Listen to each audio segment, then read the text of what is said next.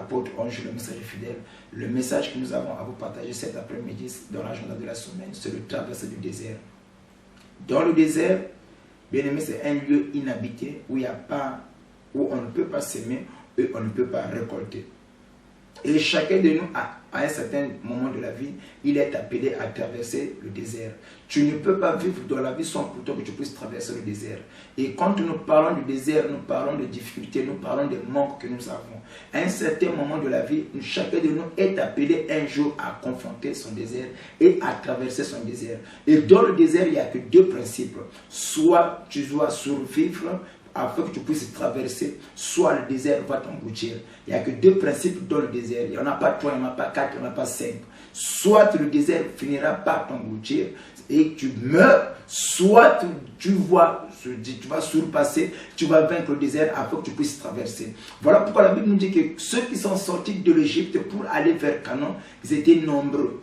Mais tout le monde là qui sont sortis de l'Égypte pour aller vers Canaan, qui devaient traverser le désert pour acheminer, pour aller vers le lieu où Dieu avait promis pour eux. Le chemin, la Bible dit que Dieu leur a mené par un chemin sans détour, c'est-à-dire le chemin du désert.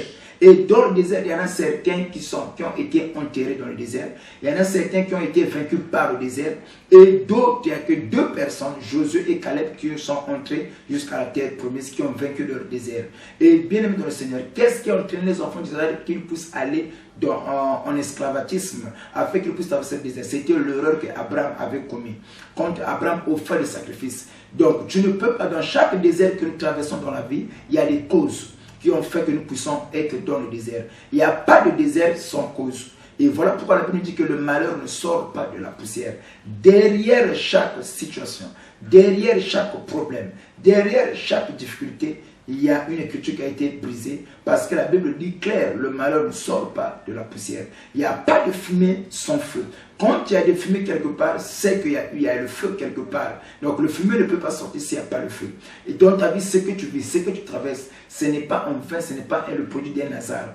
Bien aimé, et c'est un peu d'entrer en toi. Pourquoi le mariage ne vient pas? Pourquoi ta santé n'est pas stable? Pourquoi tout ce que tu fais, rien ne réussit? Pourquoi tout ce que tu entreprends, rien n'aboutisse? C'est que tu es dans le désert. Et dans le désert, on ne peut pas s'aimer, on ne peut pas récolter. C'est ça le point du désert. Mais je le crois de tout mon cœur. Ce que tu vis là, ce que tu es en train de traverser là, c'est ton désert. Dans ton désert, tu ne seras pas enterré là-bas. Dans le désert que tu vis là, ton problème que tu traverses là, ce que tu es en train de vivre actuellement ou en ce moment, ne va pas t'engloutir.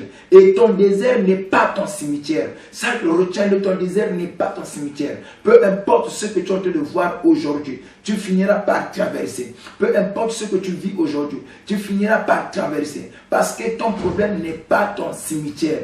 Et bien aimé dans le Seigneur, je pense que l'esprit de Josué va entrer en toi. Tu vas traverser dans le désert et tu vas vivre le Canaan. Tu vas voir le beau pays que Dieu avait promis à tes pères à te donner. C'est ce que tu vas voir. Mais toi, tu ne vas pas mourir dans le désert. C'était ça mon message. Bien aimé, qu'est-ce que tu traverses? Qu'est-ce que tu vis? Qu'est-ce que tu es en train de voir actuellement? C'est ton désert. Mais sache que ton désert n'entraînera pas ta mort ou ta chute. Pour que le désert ne puisse pas entraîner ta mort et ta chute, positionne-toi. Dans le désert, on ne s'aime pas, mais dans le désert, on prie. On demande, on cherche la volonté de Dieu.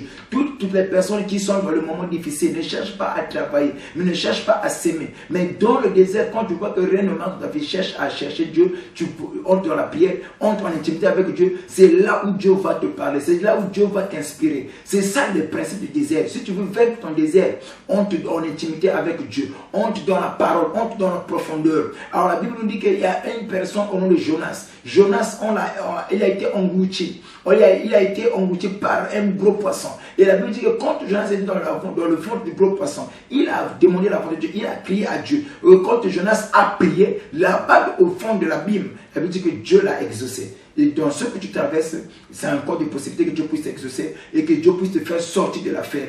Si tu le crois, donne-moi un amen puissant afin que tu puisses sortir de l'affaire.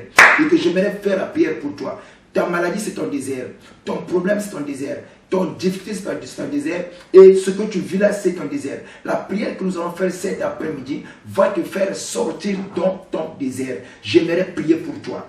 Tendre Père, que toutes les personnes qui ont suivi cette émission et qui croient que leur désert ne causera pas leur ruine, et que dans leur désert, ce n'est pas leur spirque, ce n'est pas leur tombe. Ô Père, que le Saint-Esprit puisse les aider afin qu'ils puissent traverser leur désert.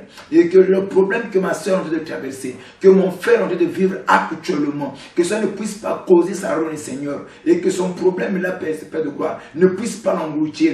Mais laisse qu'au Père de gloire, l'esprit qui était dans Jésus, l'esprit qui était dans Caleb, puisse entrer dans ma soeur, puisse entrer dans mon frère, afin qu'il puisse traverser son désert. Et en cela, au nom puissant de Jésus, je laisse démoner prier. Amen. Bien-aimés, vous tous qui avez suivi, que le Dieu de l'apôtre ange, messager fidèle, vous bénisse. Ciao, la suite au prochain numéro. Ciao.